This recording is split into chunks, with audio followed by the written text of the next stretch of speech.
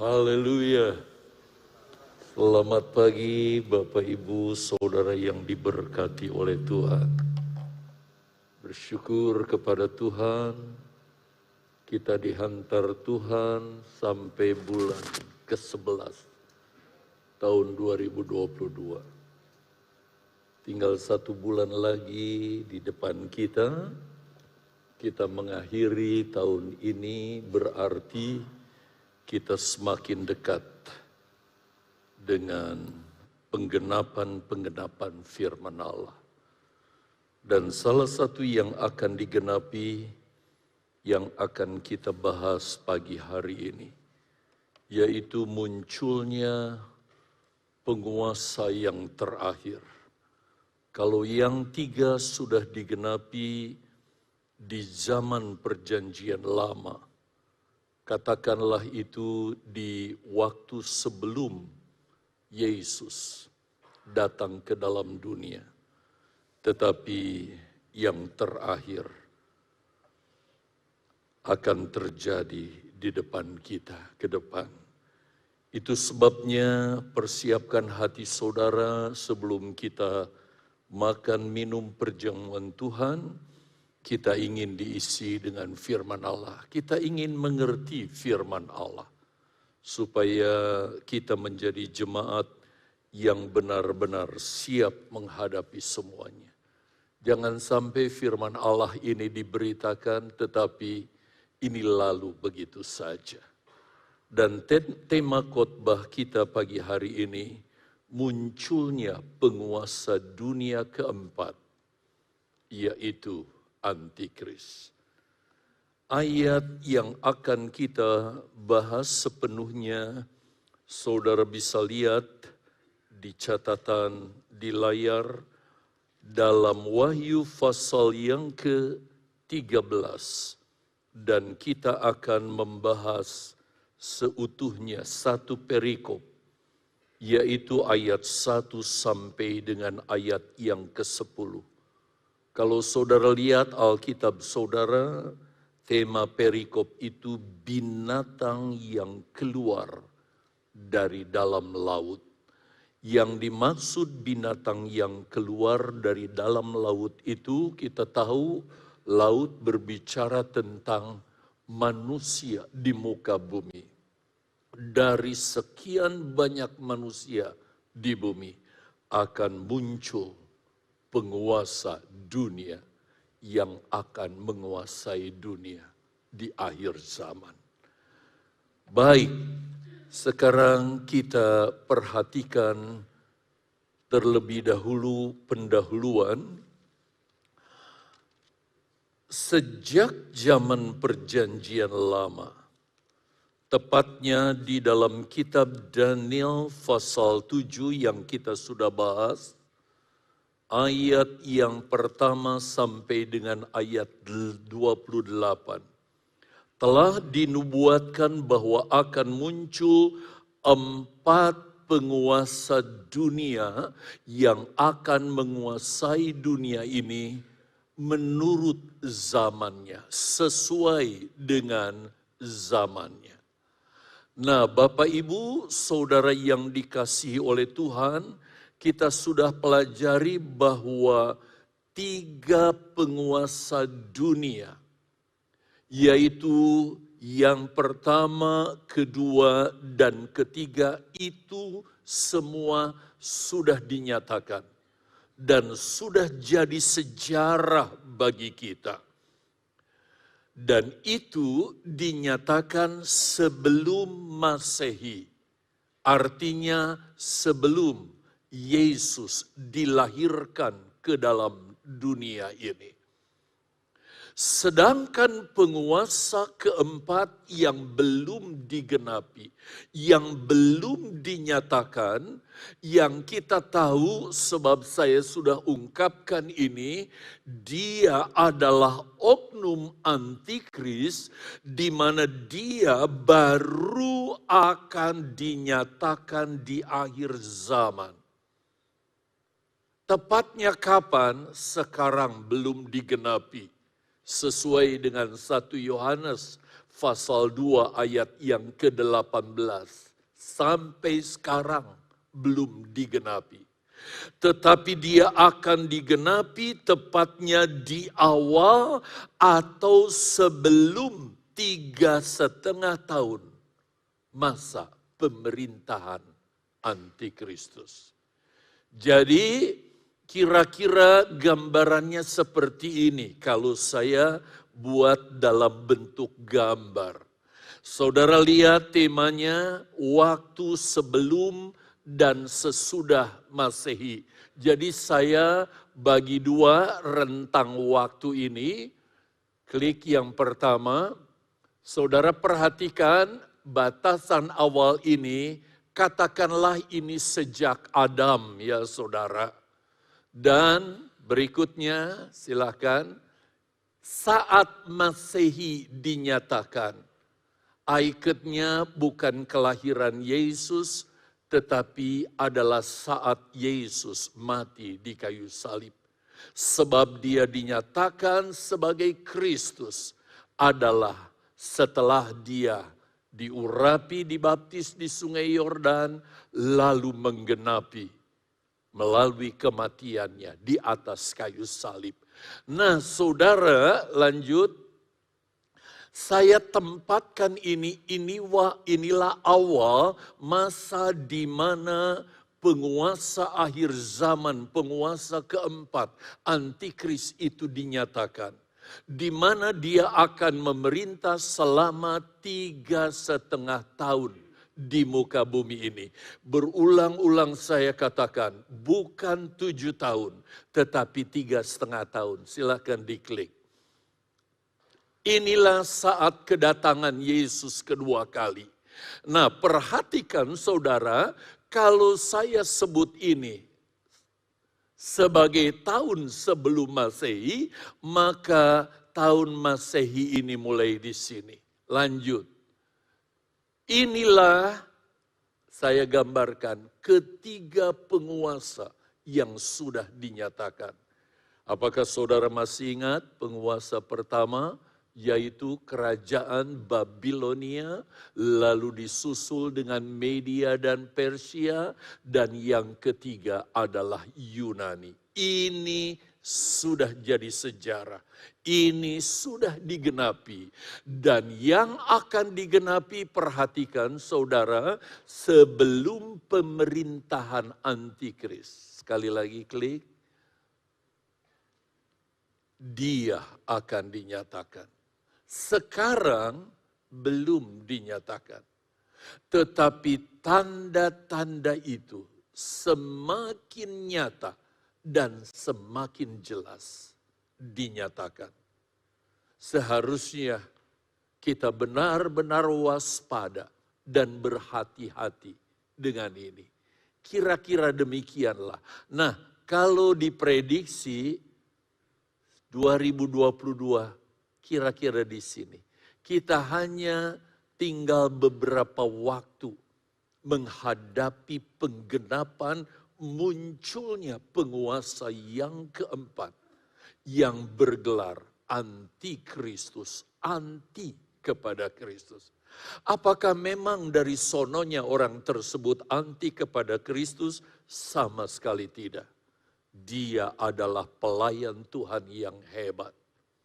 Tetapi dia kemudian jatuh di dalam dosa dan menjadi pelawan Yesus, bergelar anti Kristus. Bapak, Ibu, Saudara yang dikasihi Tuhan, saat munculnya penguasa keempat, yaitu Antikris, firman Allah berkata di dalam Wahyu pasal 13, kita baca ayat 1 dan ayat 2 terlebih dahulu. Perhatikan ayatnya. Lalu aku melihat seekor binatang keluar dari dalam laut. Sekali lagi, ini bahasa analogi. Kalau binatang keluar dari dalam laut bukan monster, bukan makhluk jadi-jadian, tetapi manusia yang muncul di antara sekian banyak manusia yang banyak di bumi ini. Lalu digambarkan bertanduk 10 dan berkepala 7. Bukan manusia ada tanduknya dan kepalanya 7 sama sekali.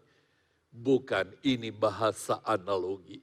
Di atas tanduk-tanduknya terdapat 10 mahkota. Dan pada kepalanya tertulis nama-nama hujat. Nanti saya akan jelaskan artinya.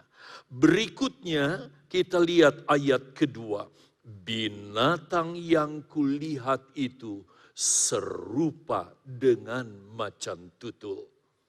Dan kakinya seperti kaki beruang, dan mulutnya seperti mulut singa. Dan naga itu, naga iblis, memberikan kepadanya apa? Kekuatannya dan tatanya dan kekuasaannya yang besar. Inilah profil dari penguasa yang keempat, yang adalah antikris ini. Tentang antikris lebih jauh, saudara, rinciannya digambarkan yang pertama. Bahwa dari 4 penguasa dunia yang dinubuatkan, sekali lagi 3 penguasa telah muncul, dan ketiga penguasa itu digambarkan semuanya dengan gambaran binatang buas. Kalau saudara masih ingat khotbah saya beberapa waktu yang lalu.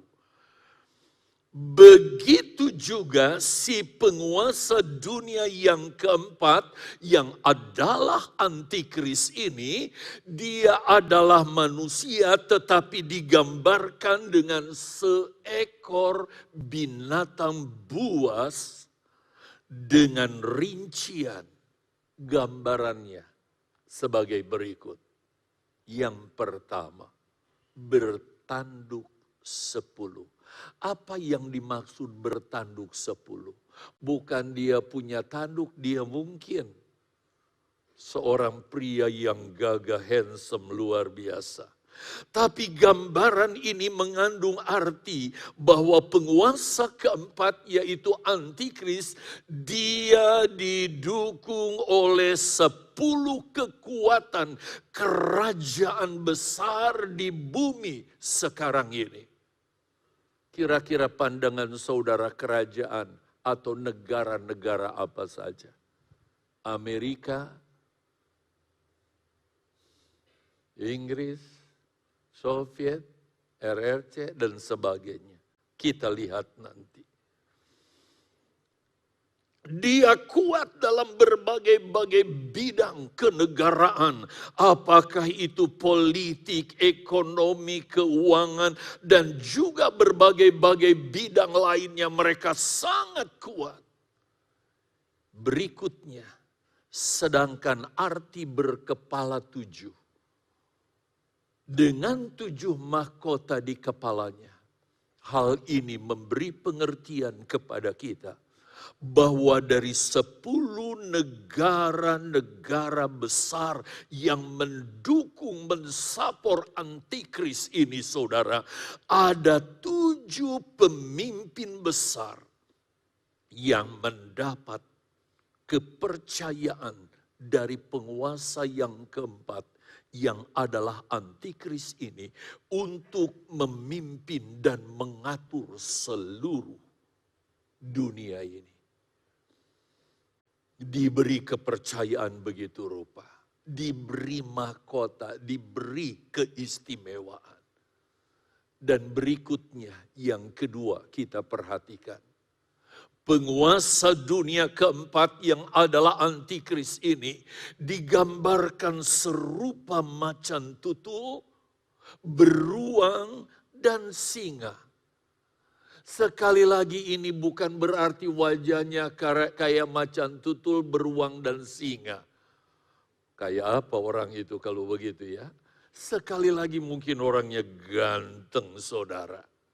Tetapi ini berbicara bahwa oknum antikris atau penguasa dunia keempat ini adalah keadaannya, saudara, seperti binatang-binatang yang berhati ganas ini, saudara. Kalau digambarkan seperti seekor macan tutul, saudara, dia bukan hanya ganas, bukan hanya buas, saudara, tetapi ini menggambarkan bagaimana hatinya tidak memiliki empati sama sekali. Benar-benar sadis keadaannya, saudara. Dan kalau disebut dia seperti macan tutul, ini berbicara tentang kinerjanya yang begitu cepat. Karena binatang apa yang punya kecepatan lari yang bisa menandingi macan tutul? Selain hyena, dia lebih kecil, saudara, dan dia juga bulunya bertutul-tutul, larinya wow. Kita lihat, saudara, kecepatan ilmu pengetahuan di bidang teknologi luar biasa, IT dan sebagainya. Semuanya serba cepat. Dan itu dikuasai oleh antikris. Sebab itu dia digambarkan dengan macan tutul. Dalam kurun waktu 3,5 tahun dia bekerja, dia bisa kelola dan kuasai begitu rupa. Sedangkan beruang adalah gambaran satu kuasa di mana kalau dia mulai menguasai, tidak ada satu negara di dunia nanti yang akan berontak dan melawan serta tidak tunduk kepada dia. Saudara perhatikan, persatuan negara-negara di Eropa, semua sudah tunduk dengan euro. Semua mengikuti apa yang disebut masyarakat MEE. Tetapi satu negara yang merasa diri proud paling hebat, dia tetap uangnya pound sterling, Inggris. Tidak mau tunduk.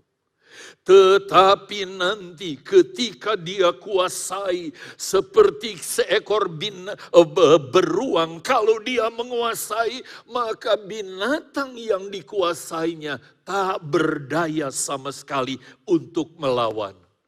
Inilah antikris nanti. Sedangkan singa adalah gambaran perintahnya. Kalau dia memberi komando, dan dia memprovokasi, berbicara, menegur, menasehati, dia mengancam, saudara. Tidak ada satu negara yang berani menentang si penguasa yang keempat yang adalah antikris ini. Itulah gambaran firman Allah yang menjelaskan tentang profil dari penguasa yang belum muncul dan sudah ada di depan kita. Selanjutnya, mari kita perhatikan ayat yang ketiga. Saudara pindah dari Alkitab saudara pasal yang kedua, sekarang kita lihat ayat 3. Maka tampaklah kepadaku suatu dari kepala-kepalanya. Tadi ada 10 kepala, 7. Seperti kena luka dan membahayakan hidupnya. Tetapi luka yang membahayakan hidupnya itu sembuh. Seluruh dunia heran. Lalu mengikut binatang itu. Bapak, Ibu, Saudara yang dikasihi Tuhan, ayat ketiga menjelaskan kepada kita bahwa penguasa dunia keempat ketika muncul, dia tidak serta-merta diterima langsung disambut, langsung orang takut. Ada gerakan-gerakan yang melakukan perlawanan dan ternyata perlawanannya dilakukan. Dan ada salah satu dari andalan antikris itu digambarkan terluka dan terancam kehidupannya. Seperti yang saya katakan tadi, dia didukung oleh 7 kepala negara terkemuka di dunia yang digambarkan dengan 7 mahkota di atas kepala-kepala itu. Tetapi kita lihat salah satu dari kepala itu mengalami luka begitu rupa. Sehingga orang tersebut terancam bahkan nyaris mati akibat luka yang mengancam dirinya itu.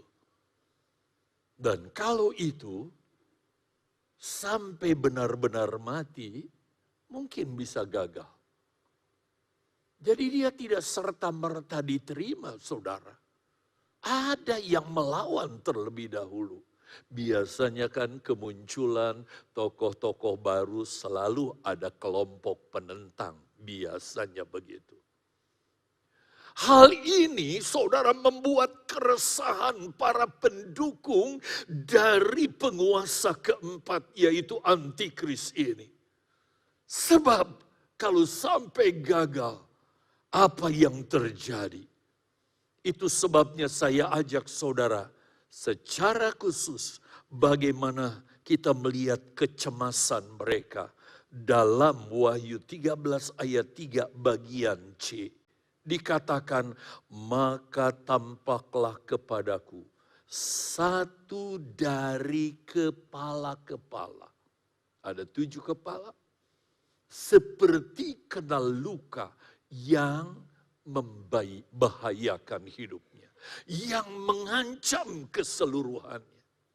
Tetapi perhatikan, di luar nalar manusia, di luar akal sehat pemikiran manusia, tokoh yang menentukan ini, dia luput dari kematian dan pulih 100%. Sampai semuanya menjadi heran karenanya. Perhatikan dampaknya dikatakan saudara, seluruh dunia heran. Jangan-jangan ada anak Tuhan yang ketinggalan juga akan terheran-heran. Lalu apa katanya? Enggak ada yang menentang. Semua penduduk manusia di dunia ini mengikut binatang itu, mengikut penguasa keempat itu, mengikut antikris ini. Mengerikan. Sungguh satu keadaan yang mengerikan. Sehingga sejak saat itu tidak ada lagi oposisi, pelawan, penentang yang menentang antikris sang penguasa keempat. Tapi seluruhnya mendukung antikris. Gak ada yang menentang. Kecuali siapa? Kecuali ada pengikut Yesus yang ketinggalan. Kalau mau selamat, jangan pro antikris. Walaupun harus dianiaya oleh antikris. Nanti saya akan jelaskan. Dan apakah yang akan dilakukan manusia setelah mereka mengagumi penguasa keempat ini, saudara? Apa yang dilakukan oleh mereka? Mari kita datang ke Wahyu pasal yang ke-13. Kita mulai baca ayat 4 bagian A terlebih dahulu. Dan mereka di sini semua manusia yang ada di bumi. Apa katanya? Menyembah naga itu. Menyembah siapa naga? Tadi sudah dijelaskan. Iblis. Setan. Penguasa kerajaan maut. Alasannya kenapa? Karena naga itu, karena si iblis memberikan kekuasaan kepada binatang atau penguasa keempat yang adalah antikris itu. Dengan pemikiran oleh antikris nanti, dunia akan dikelola yang mendatangkan kesejahteraan, kesenangan buat mereka. Itu pikiran lu, kira-kira begitu saudara. Yang gak mengerti firman Allah. Itu sebabnya kita harus mengerti tentang hal ini. Supaya jangan nanti kita terkecoh.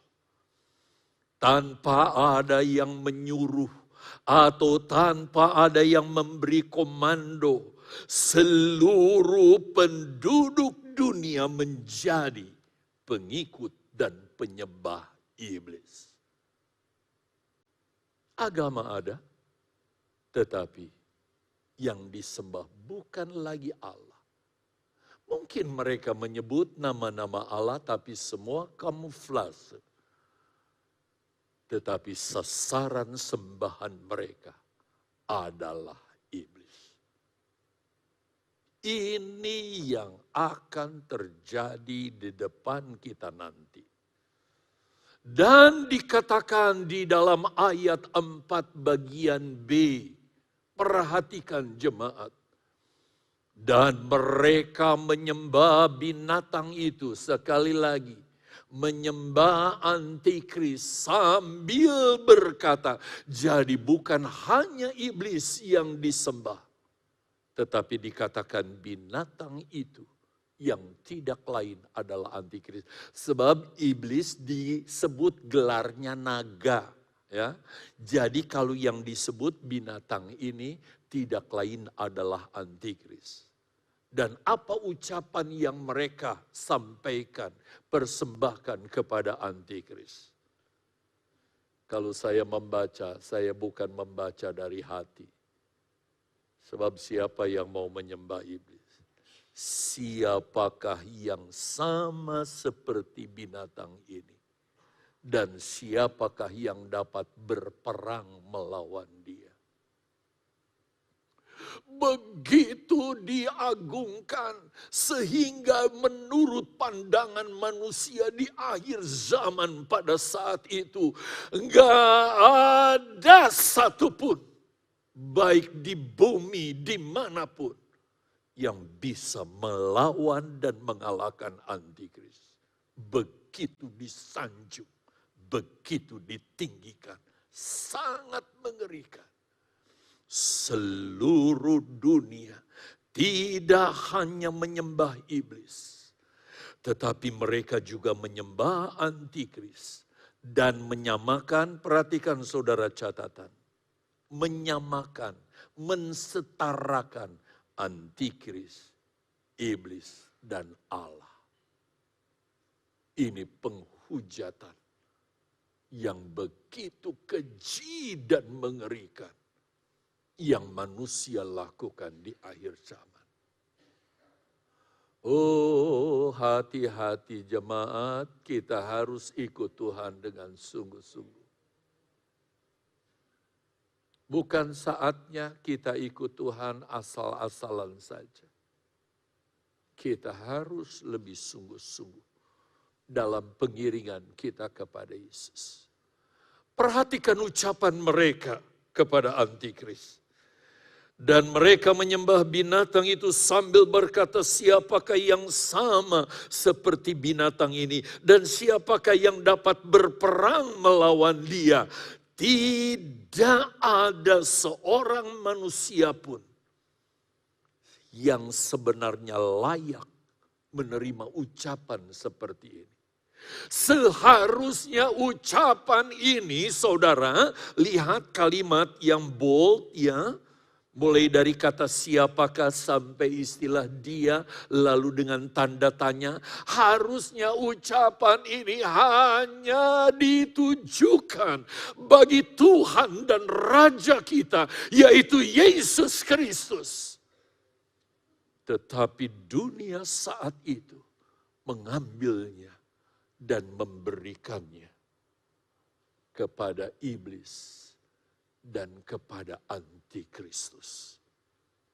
Sangat-sangat mengerikan. Ucapan ini seharusnya hanya layak diberi atau ditujukan kepada Tuhan. Tapi manusia di masa pemerintahan antikris nanti memberi ucapan ini kepada iblis, kepada antikris. Sebagai hujatan, sebagai perlawanan kepada Allah kita yang hidup dan berkuasa. Tetapi kita mau tetap menyembah Dia, memuliakan Dia. Amin, saudara. Beri kemuliaan buat Tuhan kita Yesus. Haleluya. Dialah yang layak ditinggikan, dipuji, dimuliakan selama-lamanya. Dan dampak yang terjadi, kita lihat setelah mereka menyembah. Ayat yang kelima. Dan kepada binatang itu, antikris, diberikan mulut yang penuh kesombongan dan hujat. Kepadanya diberikan juga kuasa untuk melakukannya. Berapa lama? 42 bulan lamanya. Identik dengan 3,5 tahun. Jadi setelah itu antikris menjadi pribadi yang begitu sombong. Mulutnya penuh hujat, saudara. Penuh sumpah serapah. Dan itu bukan hanya ditujukan kepada orang-orang yang ada di bawahannya. Tapi dia lempar kepada Tuhan. Sebagai wujud kesombongan dan hujatan-hujatan bagi Allah begitu rupa. Pertanyaannya sekarang adalah siapa yang telah memberi kepada antikris kuasa yang begitu rupa sehingga selama 42 bulan atau 3,5 tahun dia melakukan perbuatan seperti itu. Yaitu mulut penuh kesombongan, hujat, sumpah serapah dan sebagainya. Jawabnya tidak lain siapa? Iblis. Iblis. Jadi hati-hati, jangan beri sedikit pun kesempatan. Jangan buka pintu, jendela, bahkan celah sedikit pun kepada iblis. Sebab kalau dia mulai menguasai, kita akan menjadi pelawan Allah, pelawan Yesus yang seharusnya kita junjung tinggi. Bukalah hati bagi Yesus, izinkan Dia berkarya dalam hidup kita, menjadikan kita menjadi pengikut yang sungguh-sungguh. Dari sini kita bisa ambil kesimpulan bahwa pengikut Yesus yang sejati, yaitu gereja yang sempurna yang akan luput dari kekuasaan antikris, adalah pengikut Yesus yang mulutnya bersih dari roh kesombongan, apalagi sampai ada hujat. Mari saudara, rajinkan datang ke gereja, gunakan mulut kita untuk memuliakan dan menyembah Dia. Jangan beri peluang sedikit pun. Entah ucapan kepada siapapun yang bentuknya kesombongan apalagi hujat. Karena itu memberi celah, memberi peluang bagi iblis untuk menguasai mulut kita, hati kita. Tapi kita mau memberi hati dan mulut kita untuk memuliakan Yesus seperti yang saudara lakukan tadi. Walaupun singkat kita memuji Tuhan, tapi kita sudah memuji, memuliakannya. Dan kalau memuji Tuhan, pujilah dengan kesungguhan. Saudara bisa lihat nanti di rumah Yakobus pasal 3 ayat yang kedua, bahwa gereja sempurna adalah mulutnya tidak ada cela, saudara. Sekarang mari kita lebih jauh lihat bahwa yang dihujat antikris dan pengikutnya. Siapakah yang dihujat oleh antikris dan pengikutnya? Kita pindah ke ayat yang ke-6. Lalu ia membuka mulutnya untuk menghujat siapa? Allah. Menghujat siapa? Namanya. Dan siapa? Kemah kediamannya. Dan semua mereka yang diam di sorga. Jadi, antikris yang penuh kesombongan itu, dia dapat mempengaruhi seluruh penduduk dunia. Sehingga yang dilakukan oleh penduduk dunia di zaman itu, menghujat beberapa hal. Mulai dari Allah, namanya, kemah kediamannya, dan mereka yang diam di sorga. Mari kita rinci apa yang dimaksud. Saya mengangkat 3 hal saja ya, seharusnya 4 pun bisa disinggung. Yang pertama, menghujat Allah. Yang dimaksud Allah di sini adalah Allah Bapa, yang dari dalamnya segala sesuatu berasal. Kita tahu bahwa semua yang ada di muka bumi dan di sorga itu berasal dari Allah. Saudara bisa lihat ayat-ayat ini. Jadi Allah jadi sasaran hujatan, sasaran ejekan, sasaran hinaan oleh siapa? Iblis, antikris, dan seluruh pengikut. Ngeri ya saudara?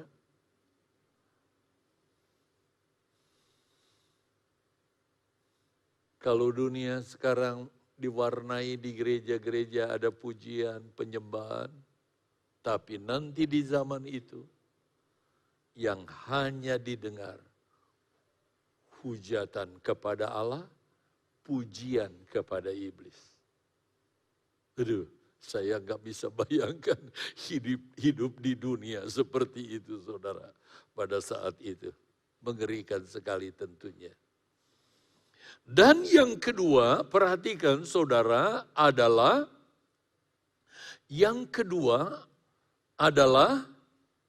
namanya. Siapa yang dimaksud dengan namanya atau nama Allah? Yang tidak lain adalah nama Bapa. Nama itu adalah nama siapa? Tuhan Yesus Kristus. Itu sebabnya ketika saudara menerima doa berkat, saudara membuka tangan, saudara menerima nama ini. Berkat dari Bapa, Putra, dan Roh Kudus, yaitu Tuhan Yesus Kristus. Terima berkat. Tapi nama ini jadi bahan hujatan. Nanti gereja-gereja nggak ada lagi suara berkat nama ini.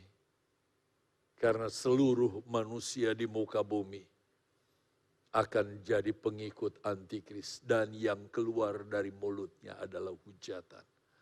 Tetapi kita adalah pemuji, penyembah, pengagung nama Yesus.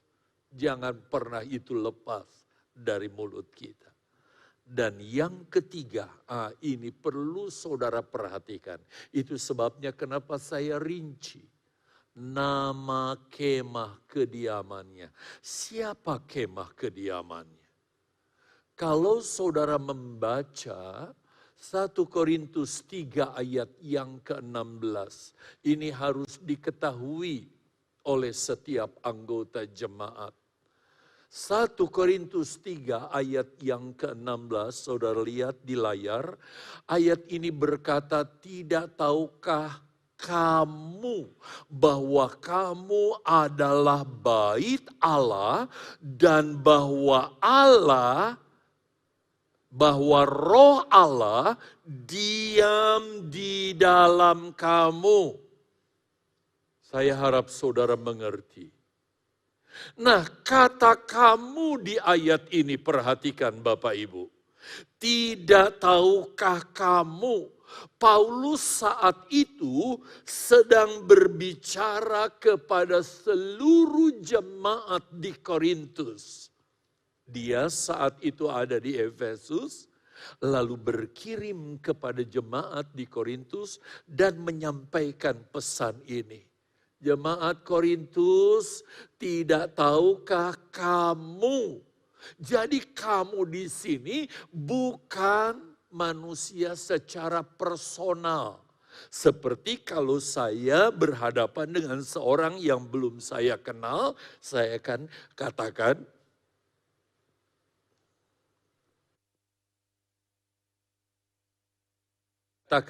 kamu ini siapa?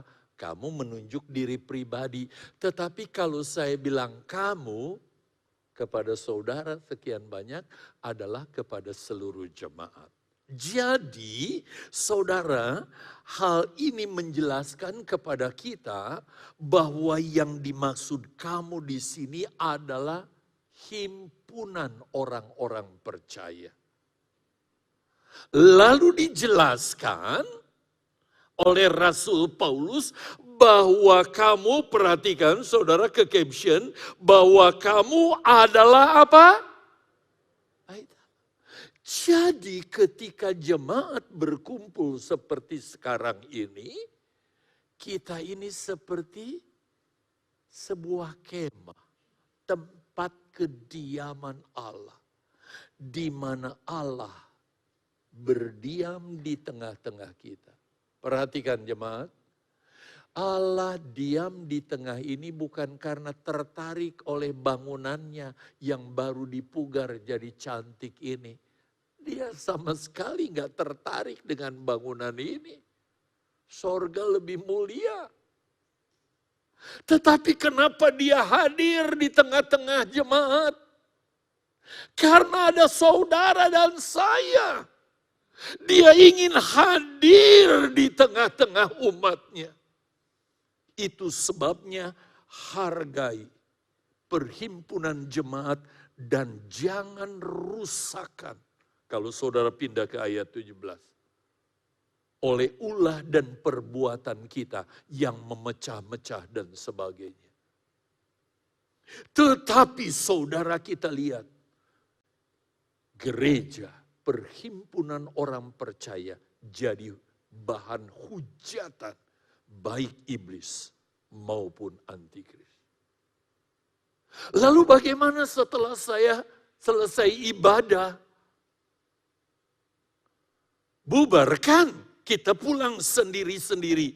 Jangan saudara lupa, kalau saudara membaca 1 Korintus pasal 6 ayat yang ke-19. Atau kita lari ke sana dulu. Kalau bisa tampilkan ayatnya supaya jemaat bisa melihat. Pasal 6 ayat 19.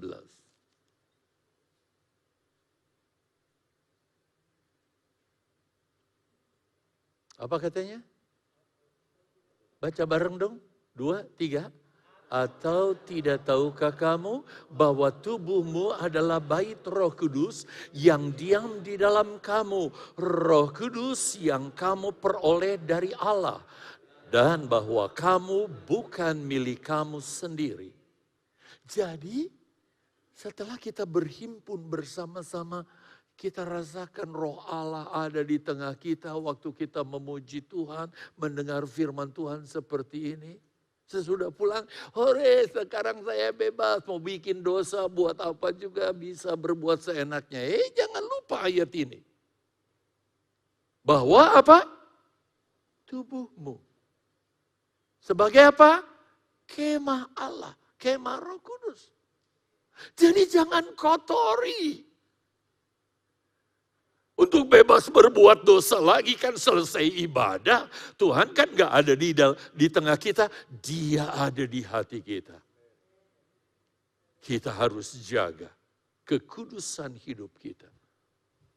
Tetapi kita lihat, ini jadi sasaran tembak. Penghinaan, hujatan, direndahkan begitu rupa. Ketika penguasa yang keempat menguasai dunia ini begitu rupa. Itu sebabnya Bapak Ibu, Saudara yang dikasihi Tuhan, mari kita mau menjaga, melindungi, memelihara persekutuan jemaat dan kehidupan, kekudusan pribadi kita. Supaya kita menjadi gereja yang tetap berkenan di hadapan Tuhan. Kita pindah ke ayat 7. Saya harus cepat ya, selesaikan sampai ayat 10. Sayang kalau nggak sampai selesai. Dan ia diperkenankan untuk berperang melawan orang-orang kudus. Ia, si binatang ini, penguasa keempat yang adalah antikris. Diperkenankan untuk berperang melawan orang-orang kudus dan untuk mengalahkan mereka, dan kepadanya diberikan kuasa atas setiap suku dan umat dan bahasa dan bangsa. Lihat saudara, nggak ada satu kelompok manusia yang tidak tunduk di bawah kekuasaan binatang ini, yang adalah antikris. Dan dia diberi keleluasaan untuk berperang, saudara, melawan orang-orang kudus. Ayat yang ketujuh ini menjelaskan kepada kita bahwa pada saat penguasa dunia keempat, yaitu Antikristus, memerintah dunia selama 3,5 tahun. Antikris diperkenankan, diberi kewenangan untuk memerangi dan mengalahkan orang kudus. Siapakah yang dimaksud orang kudus di sini? Di masa pemerintahan Antikristus. Siapa? Lihat catatan.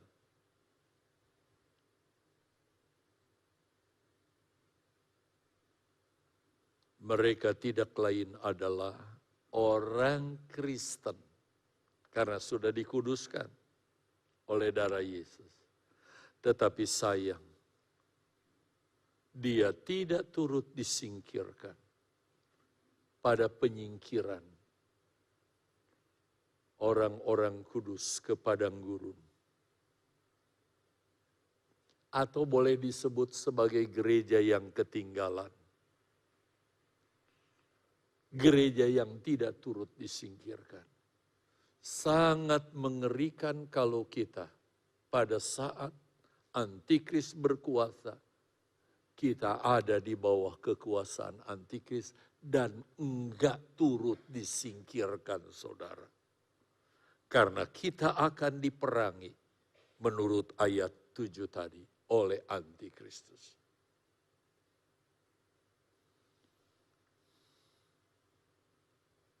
Sebab itu, kalau gembala jemaat mengingatkan rekan-rekan hamba Tuhan, menyampaikan firman Allah, mengingatkan, itu bukan sekedar lip service basa-basi kami, saudara.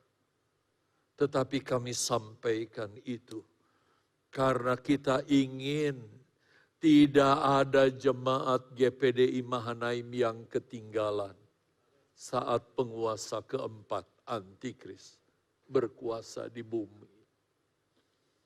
Kami ingin saudara semua menjadi gereja seperti ukurannya Tuhan, targetnya Tuhan Yesus. Bertumbuh menjadi serupa seperti Yesus. Seperti dikatakan dalam Roma pasal yang ke-8 ayat 29. Yuk kita baca semua. Semuanya baca ayat ini. Ini perintah. Seperti yang Rasul Paulus rindukan, demikian kami hamba-hamba Tuhan merindukan. Kami menyampaikan firman Allah yang Tuhan ilhamkan kepada kami sepenuhnya. Nggak ada yang kami sembunyikan, saudara. Tujuannya supaya jemaat bertumbuh ke arah Yesus. Yuk, 2, 3. Sebab seorang yang dipilihnya dari semula, mereka juga ditentukannya dari semula untuk menjadi dengan gambarannya, anaknya. Supaya ia anaknya itu menjadi yang sulung, supaya Kristus itu anak Allah menjadi putra sulung kita yang berikutnya, saudara, yang selevel, yang sama dengan dia. Sehingga kalau dibuat gambar, ya gambarnya akan kembali seperti yang saudara lihat. Coba diklik.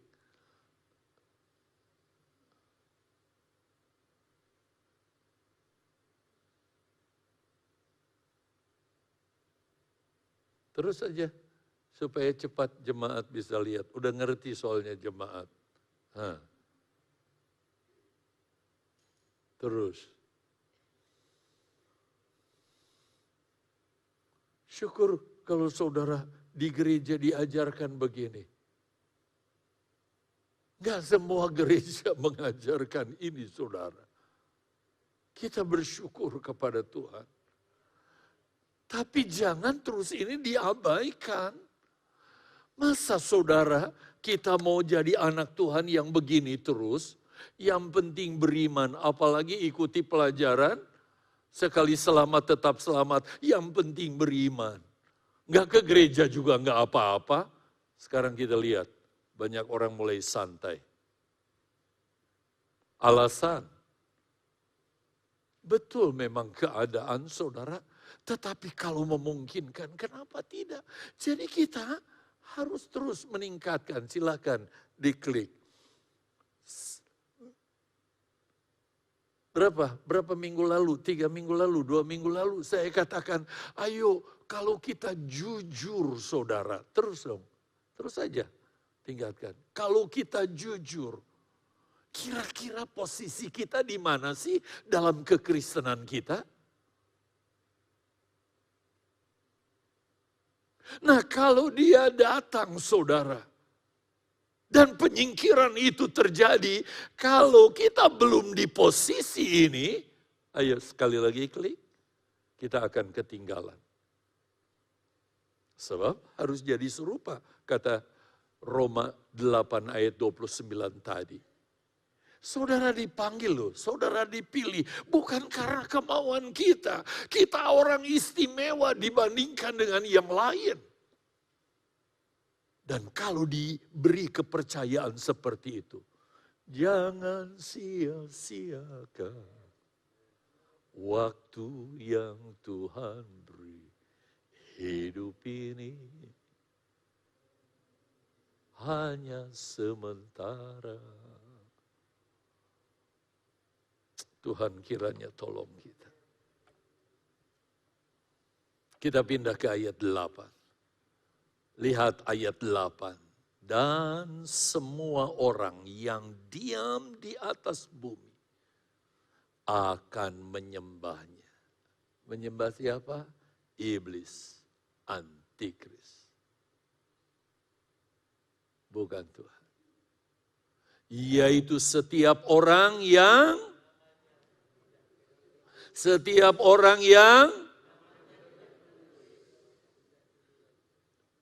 tidak tertulis sejak dunia dijadikan di dalam kitab kehidupan dari anak domba yang telah disembelih.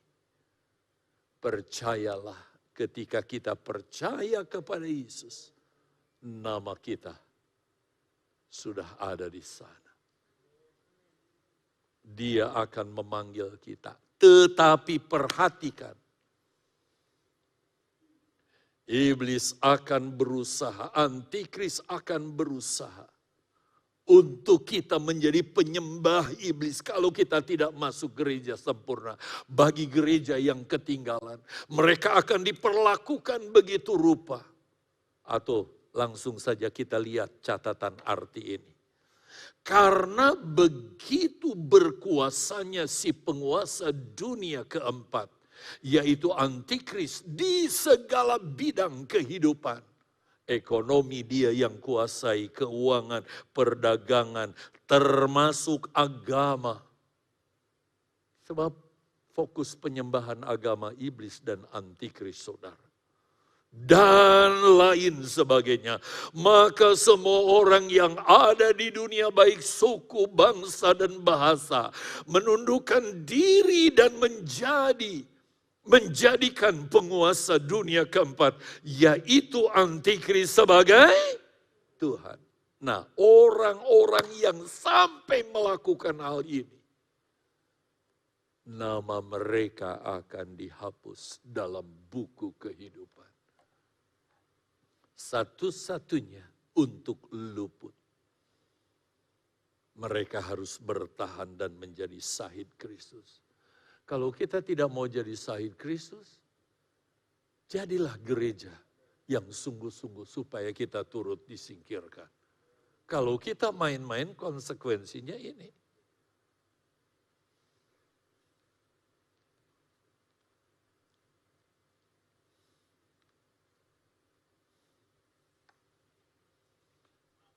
Kiranya Tuhan tolong kita. Itu sebabnya Bapak Ibu Saudara, kalau pada saat itu ada orang Kristen yang alami siksa antikris, lalu menyangkal nama Yesus, nama orang itu akan dihapus dari buku kehidupan. Dan menurut Wahyu pasal 20 ayat 5, ini konsekuensinya. Kita baca bersama. 2, 3. Dan setiap orang yang tidak ditemukan namanya tertulis dalam kitab kehidupan itu, ia akan dilemparkan ke dalam lautan api itu, neraka. Satu-satunya cara untuk bertahan, supaya terhindar dari itu, yuk kita bangun kekristenan kita dari sekarang. Bertumbuh jadi gereja yang sempurna. Karena si penguasa dunia, ya catatan terakhir. Karena si penguasa dunia keempat yaitu antikris, ialah suatu hal yang pasti. Jangan saudara pikir ini hoax ya, saya lagi ngomong hoax. Maka firman Allah mengingatkan kita di ayat yang ke-9. Satu ayat sebelum terakhir. Apa yang harus kita lakukan? Ada yang nggak punya kuping di sini? Dengar khotbah ini baik-baik. Jangan anggap sepele, saudara. Dengar baik-baik dan lakukan firman Allah. Kenapa? Lihat, kenapa? Ayo dong. Diklik dong. Maksud saya diklik. Karena si penguasa dunia keempat, yaitu antikristus, ialah suatu hal yang pasti. Maka firman Allah mengingatkan kita. Barang siapa bertelinga, hendaklah mendengar. Terus,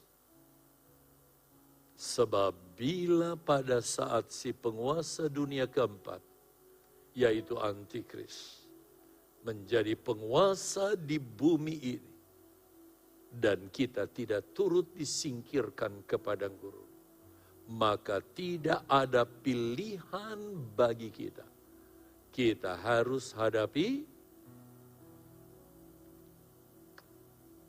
Ini ayat terakhir. 2, bacanya berat ya. Saya aja dia baca, saudara perhatikan. Barang siapa ditentukan untuk ditawan, ia akan ditawan. Barang siapa ditentukan untuk dibunuh dengan pedang, ia harus dibunuh dengan pedang. Yang penting di sini ialah semua jawab ketabahan dan iman orang-orang kudus. Mari kita mau bertumbuh dalam pengiringan kita.